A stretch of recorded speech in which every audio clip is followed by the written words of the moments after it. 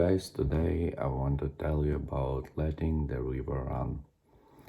Most years, the option on the table would be unthinkable. Some farmers would permanently stop working their lands, ceding them to a nearby river.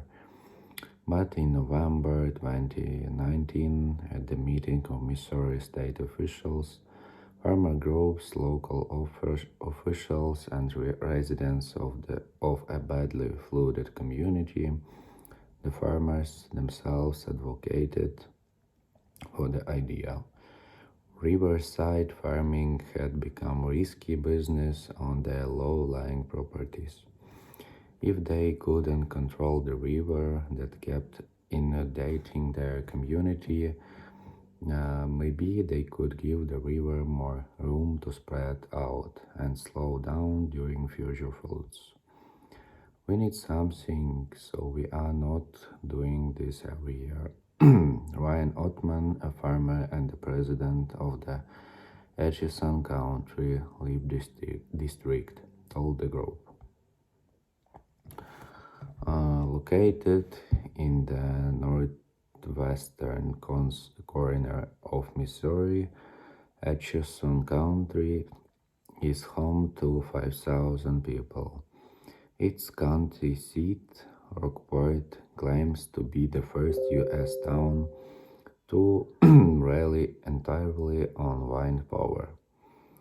About 400 farms, most family-run, grow soybeans, corn, and hay on lands near the Missouri River, which snakes along Atchison on its way to join the Mississippi just north of St. Louis.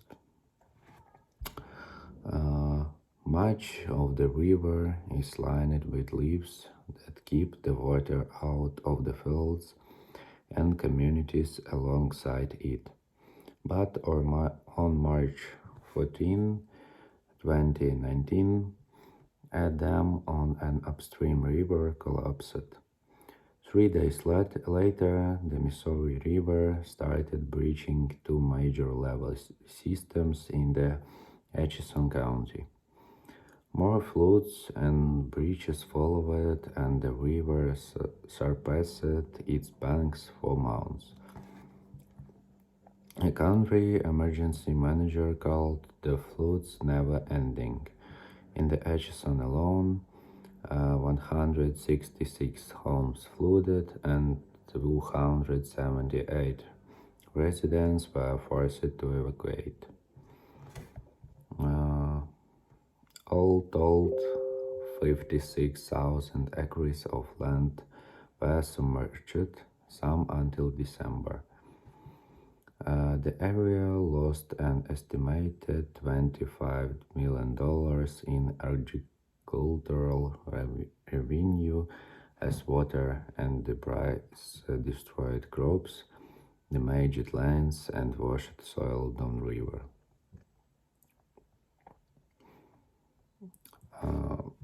2019, a historic flood year in the Mississippi River Basin.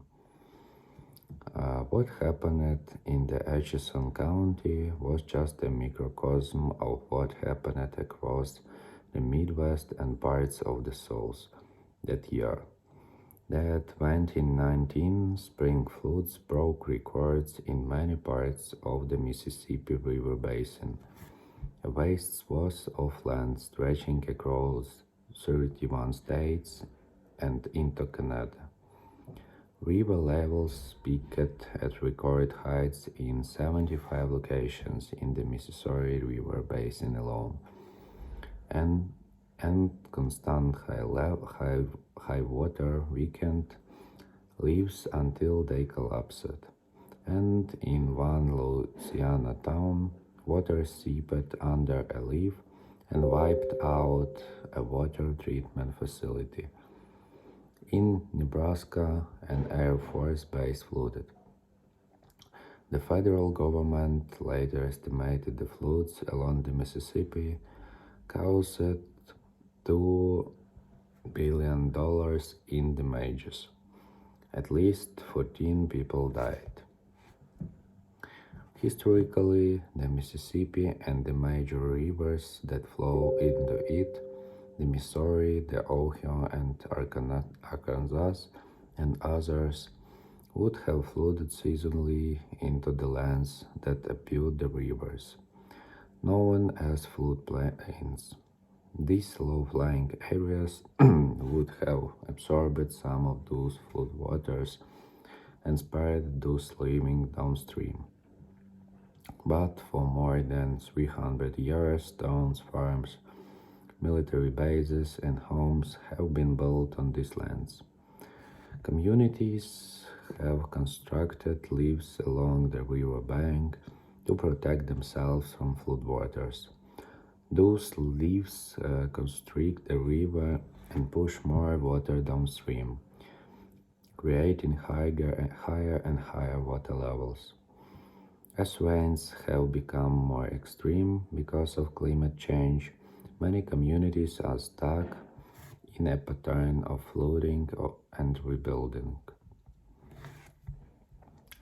Numerous agencies, including the U.S. Army Corps of Engineers, along with environmental groups like the Nature Conservancy, Ducks Unlimited, and others, are working with the communities to find ways to reduce extreme flooding and restore some of the floodplains the rivers once relied on.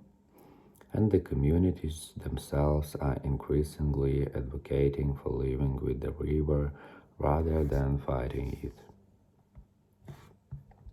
At the November 2019 meeting in Atchison County, an Army Corps representative named Dave Crane presented two options to the group for repairing or replacing the pair of federal levees that had collapsed.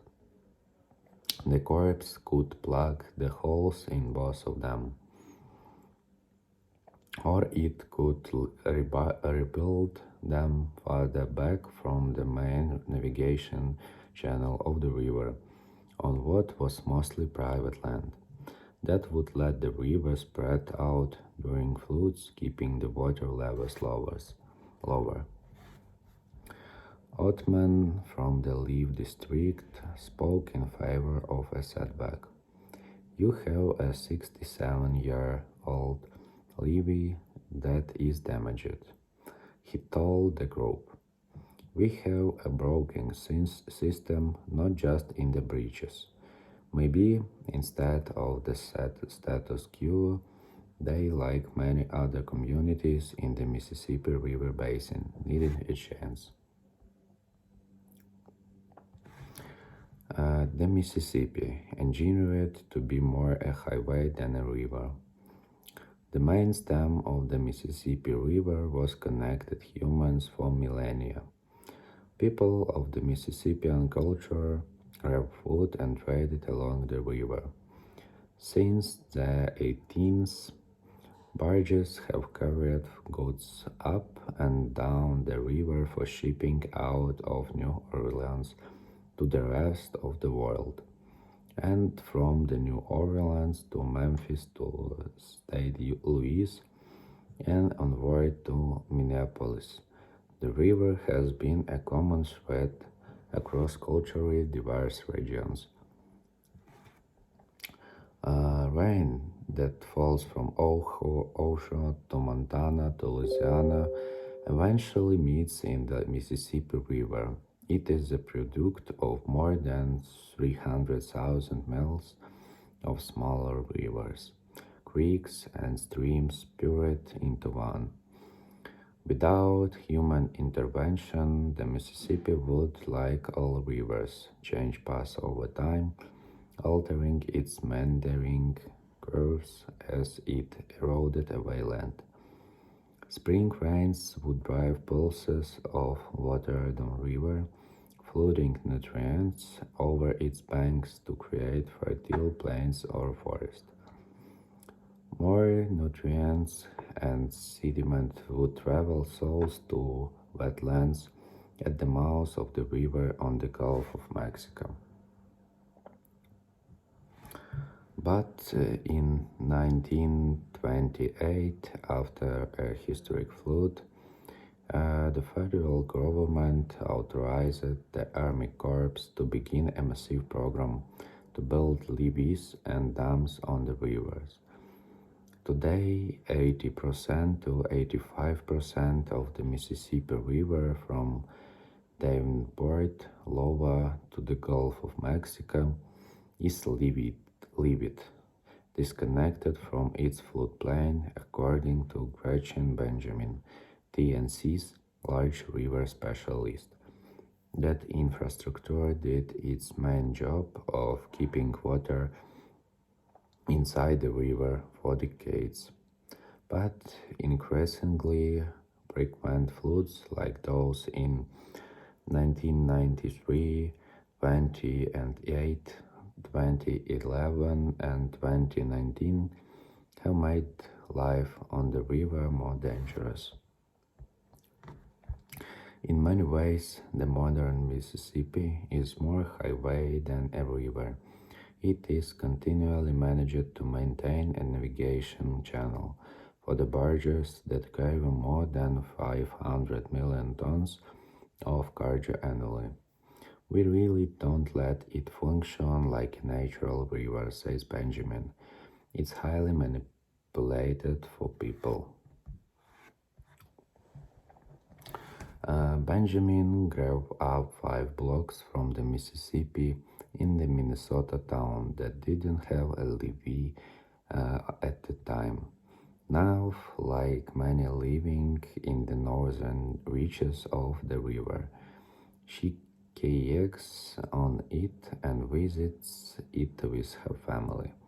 The river is part of wildlife refuge, though a different beast than the Levite stretches to the south. For the past decade, Benjamin has been part of a team at TNC working to restore and where possible reconnect 750,000 acres of the basin's floodplains to the river. She and TNC are not alone in the effort to restore Mississippi floodplains. States and other conservation groups throughout the basin are trying to mitigate the damage that comes with every wet season, and the U.S. Department of Agriculture manages the Agricultural Conservation Easement Program and Wetland Reserve. Easements, a program that buys easements on vulnerable farmlands that are converted back into wetlands and other wildlife habitat. More extreme weather is putting more people at risk. Meanwhile, the risks are rising. Throughout the Midwest, climate change is causing more extreme weather patterns. Heavier rains are dumping more water into the watershed in shorter periods of time, creating more frequent extreme floods. Our new normal is high water, Benjamin says, and the infrastructure that was built on the river for humans isn't set up to deal with these high water levels. A study published in Environmental Research Letters in 2018 found that nearly 41 million Americans are at risk from flooding rivers, and that number likely will increase in the coming decades. A new levee plan emerges in Mississippi County. It was April 2020 in Missouri. Barbara Cherry, the floodplain strategy manager for TNC in Missouri, presented to the state's Flood Recovery Advisory Working Group about an online mapping tool TNC was using to help state and federal agencies plan for flooding near St. Louis along the Mermes River. Recommendations for the Merrimack's plan included wetland restoration, a flood warming system, flood insurance, and payouts of particularly vulnerable land. Developed by TNC, the floodplain prioritization tool, she told the group was designed to help communities identify the places where restoring floodplains could be particularly effective. With the map-based tool, they could see where conservation or restoration of floodplains could provide the most benefits for habitat, water quality, and future damages to property. Models have shown that where a river is allowed to expand, flood levels and water velocity can be reduced, preventing greater damage locally and downstream.